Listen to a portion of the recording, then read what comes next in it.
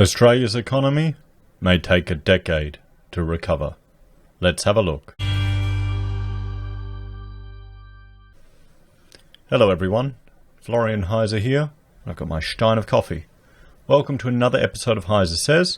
I thought we'd have a look at this article from the ABC discussing KPMG's perspective that the Australian economy may take a decade to recover. Could Australia potentially have a lost decade, guys? Could we be heading towards that? We've looked at all of the businesses that are potentially at risk. Earlier today, we discussed the potential for 1,000 jobs, a million jobs gone. Could we lose a decade?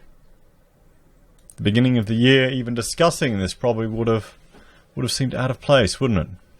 It shows you. So the illness fallout could take the Australian economy a decade to recover, KPMG says. Australia's economy could take almost a decade to recover from the illness fallout, even after being cushioned by the federal government's $17.6 billion stimulus, according to a report out this morning. And right now, as I'm recording this, the dollar's just down under 60 cents. There you go, 59.98. US retail sales are down. Everything's down. All these calendar alerts are popping up. Hang on, let me just check the New York Stock Exchange. I know it's 8:30 there. Hasn't opened yet. Well, there you go, guys. Oh, we're over 60 again. So the dollar isn't doing too well.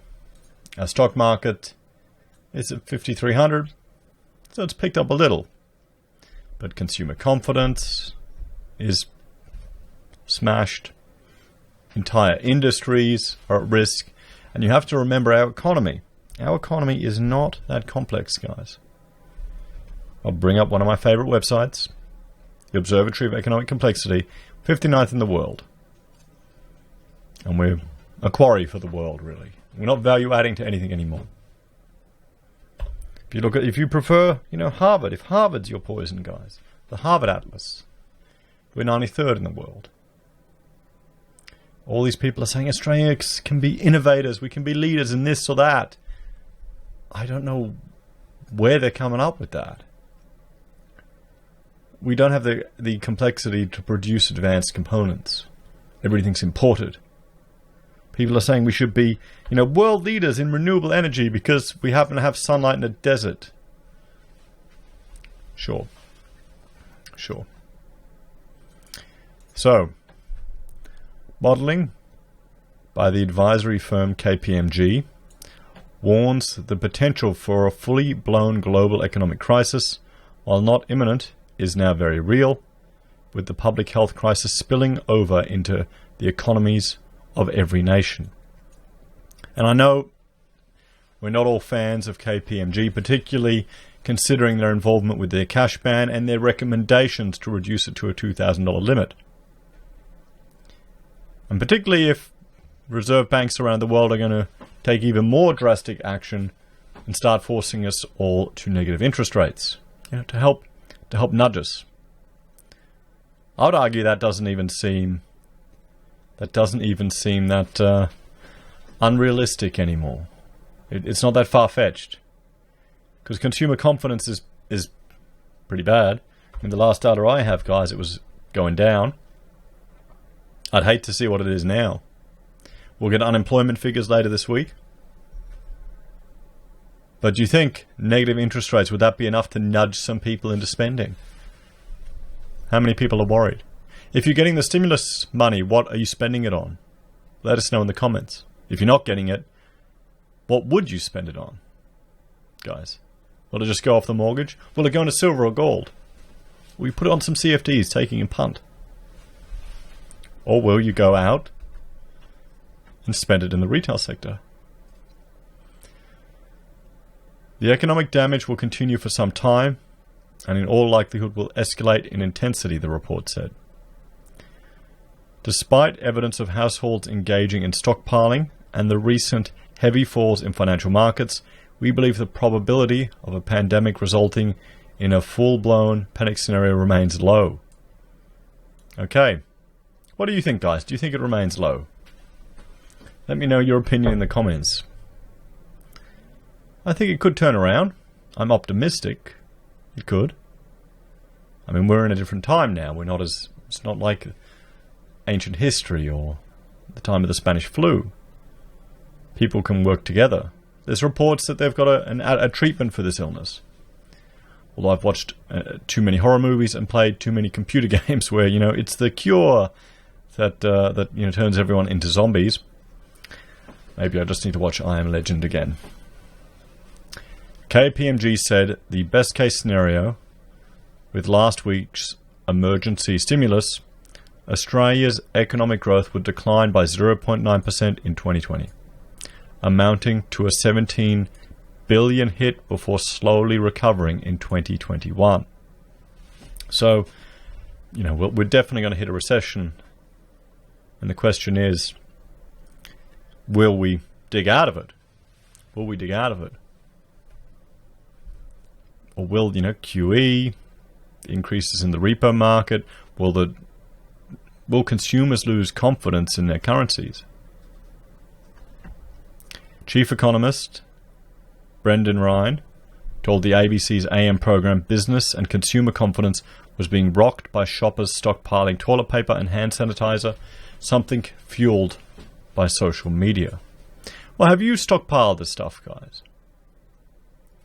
I don't have any masks. The only masks I have is a gas mask used for when I'm stripping lead paint.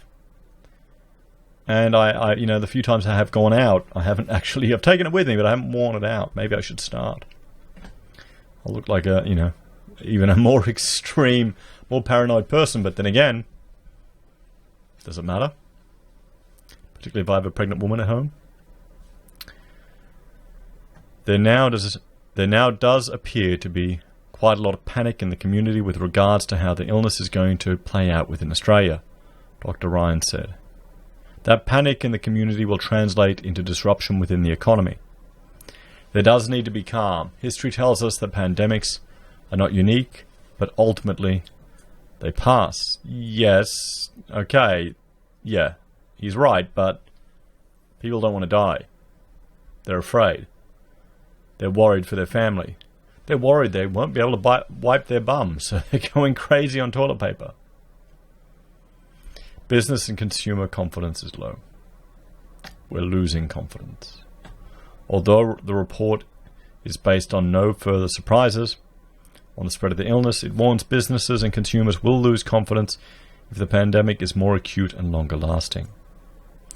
Markets could be disrupted by irrational behavior, and the economic consequences could be more severe, the report said. In the extreme, businesses and households can lose confidence to such an extent that panic ensues in financial markets, with investors overreacting, resulting in asset prices collapsing and credit drying up. Are we starting to see that, guys? Are we starting to see that? I'm just watching now. I'm checking on the dollar.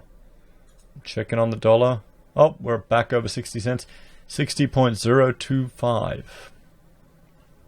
Because remember, guys, you've got to remember, the dollar is going to affect our ability to buy all of these things that we import. All of these things that have an effect on our cost of living, on our quality of life, on our ability to do business. The illness creates a fundamental risk to the well-being of our society. And it's a test. It's a test for our society. It's interesting to see how Europe is responding. We need to look after our families, friends, the community that we live in, and importantly ourselves. While KPMG supports the stimulus measures, the report says consumers and businesses need to be convinced the package is credible and can be scaled up or extended if required. Without this package, GDP in 2020 would likely be significantly lower, and recession highly likely, the report said. Do you think the package will even make any difference to avoid recession in Australia? The policy package will ensure that we don't descend into a more acute and protracted economic downturn because businesses and households lose confidence. KPMG worries the initial supply disruption sparked by frozen production in China, will become a demand-side risk as businesses unable to operate at capacity pull back their orders to deal with the new economic reality. The downward spiral has the potential to gain momentum, leading to ever greater reductions in consumer spending and threatening the viability of otherwise sound businesses. KPMG's warning came as the US Federal Reserve slashed interest rates by a full percentage points to nearly zero. The Reserve Bank of New Zealand also made an emergency 75 basis point cut to 0.25. In a statement, the Reserve Bank of New Zealand said the negative economic implications of the illness continue to rise, and the negative impacts on the New Zealand economy is and will continue to be significant. Air New Zealand is ramping up its flight capacity cuts with an 85% reduction on international routes, with long-haul flights to Los Angeles and London suspended. And we have the RBA calling for a meeting on Thursday as well to look at the potential of cutting our rates and probably implementing quantitative easing. So KPMG said in the best case scenario, Australia's economic growth would decline by 0.9% in 2020. This, even with the federal government's stimulus measures, amounts to a $17 billion hit before slowly recovering in 2021. Businesses will be unable to operate at capacity because of the illness and will continue to pull back their orders. So there we have it, guys. And remember when they're saying, a decade for recovery from this, Australia's growth has been depressed since the GFC. For the last decade, we've been growing below trend. We haven't really recovered from that yet either. This is starting to feel like the shaky economy that they patched up quickly after the GFC, which Australia got really lucky because we became a supplier of resources to China and the world because they just ramped up their production. Now we're going to feel the consequences of that. Anyway, guys, thank you all for watching. Please like, share, and subscribe to the channel. Leave your thoughts and opinions in the comments below. If you're a fan and you want to help us produce more content, there are a few ways you can. You can join the channel here on YouTube or on Patreon for a small monthly fee. You can use our affiliate links at Amazon or eBay for your consumer purchases, or Independent Reserve and Kucoin for the crypto traders out there. We have merch available from the HeiseSays website, pocket squares. You can see behind me. Find them in the pinned comment below, or coffee mugs from Teespring. We also have PayPal if you want to support us that way. Thank you all very much. Have a great day, and I'll see you next time. Bye for now.